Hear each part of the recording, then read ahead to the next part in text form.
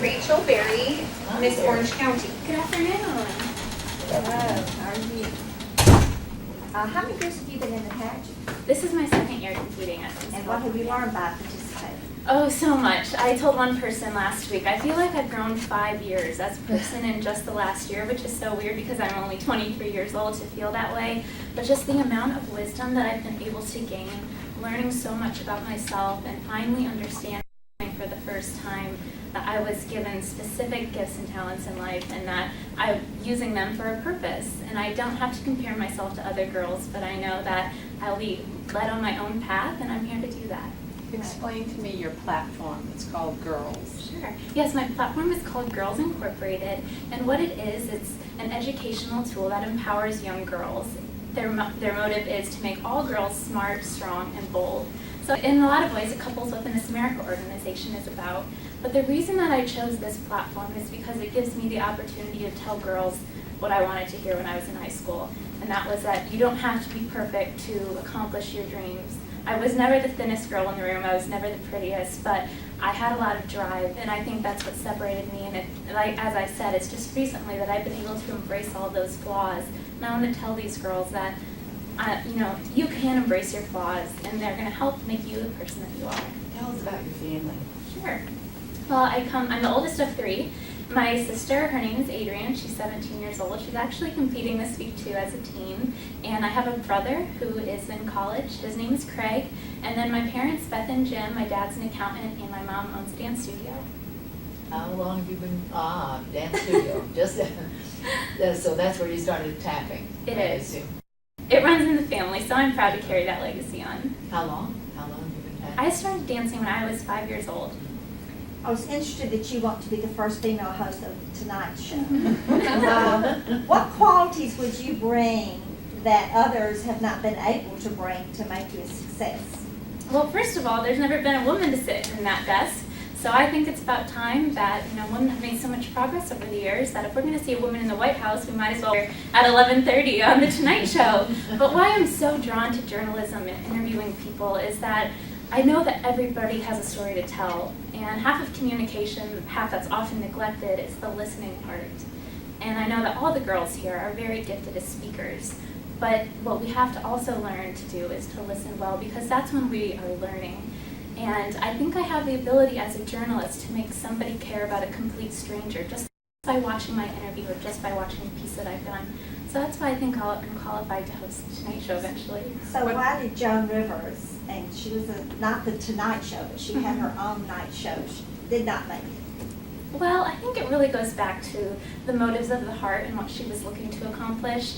And she seems, although I respect her for what she's done with her career, but I often wonder if it's more about her than the people that she's interviewing, and that reflects so clearly. As a journalist, do you think it's your responsibility to present an unedited version and just report the story, or do reporters also have a role in portraying a certain side? I think it's a reporter's job to report the facts and not to put any personal bias on a story. That's one great thing that we have about living in America, is that we can pick our news sources, and it's also at this point in time a matter of making sure of our news sources, we're attracting what we need to. We're pulling the facts to make sure that it's not biased, but it remains fair and balanced. Completing a marathon is quite an accomplishment. What life lessons did you learn from doing that? Well, I'm sure we share a lot of those same life lessons. It's truly a test of perseverance. I never thought that I'd be able to make my body go 26.2 miles without stopping. And my very first marathon I had set a goal. I'm kind of a competitive person. I just wanted to finish, but I said I want to get under 4 hours. And at the halfway point, I was at 1:59:30, so I was only able to slow down 30 seconds over the last 13 miles. And by the grace of God, I was able to do that. So I got my first marathon under 4 hours, and my mom and I are trying to run a marathon in every state. So this fall I'll be doing one in Denver, Colorado. And I just think it's such a neat thing. It really tests what you're made of. And I say if I can endure a marathon, I don't really think there's anything else that's going to stop me in life. So what everyday happenings really tick you off? It's not so much of something that irritates me but disappoints me, and that's what I see the apathy among our youth today. and a lot of youth searching for their identity. And that breaks my heart, because that's something that I want to share with people, and that's part of the reason why I'm here today to be Miss California, is because I want to tell those kids not to spend so much time focusing on what they don't have, but embracing the things that they do have, and realizing that they have great potential if they would just really focus on the skills and the passions that are inside of them, and that they can accomplish their dreams. Who are some positive role models of women today? Well, I think Miss America is a great role model. In addition to the women that were found in the media, Miss America is somebody who's of that same caliber, but is really real and relatable. And that's what's so important to me. That's why I identify with this program.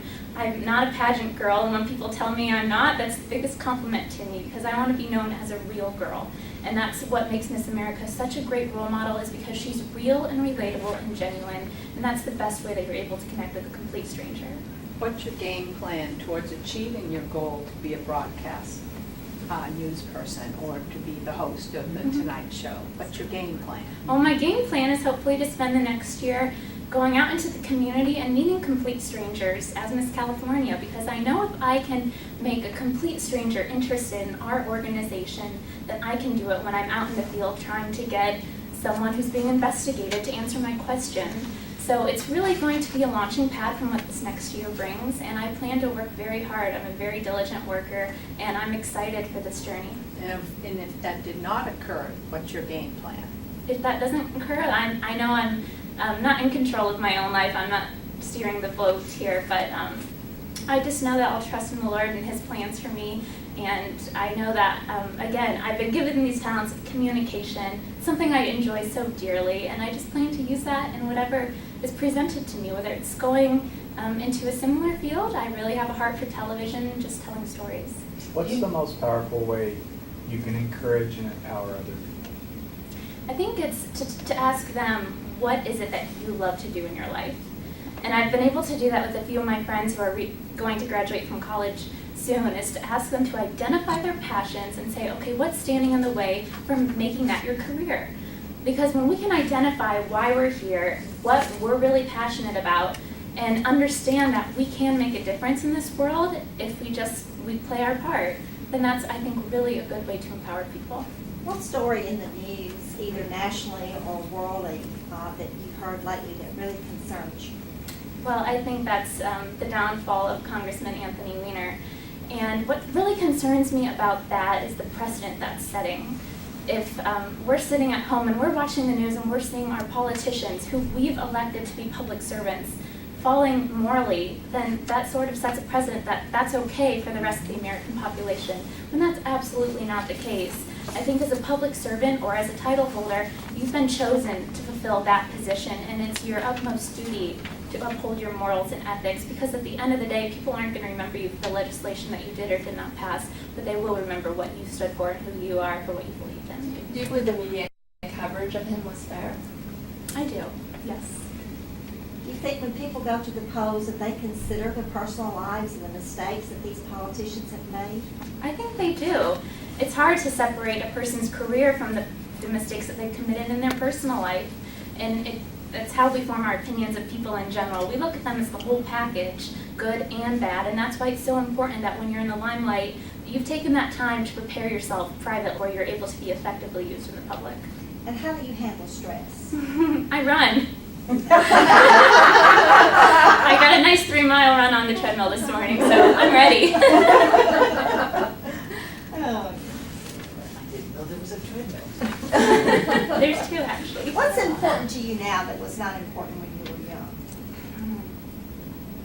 I've really developed a worldly view of my surroundings and what's around me. I grew up not really traveling a whole lot, but just through my college experience, I traveled 3,000 miles across the country away from my friends and family. I didn't know a single soul, and I knew that this was a journey that I had to embark on for Rachel, and I was going to find out who Rachel was, real flaws and all, and embrace that. And I think I've developed that worldly view now, and I'm able to do that, but more importantly, I'm able to see that in other people. So if you would like to leave us with something. Well, I would just like to thank you for the wonderful conversation.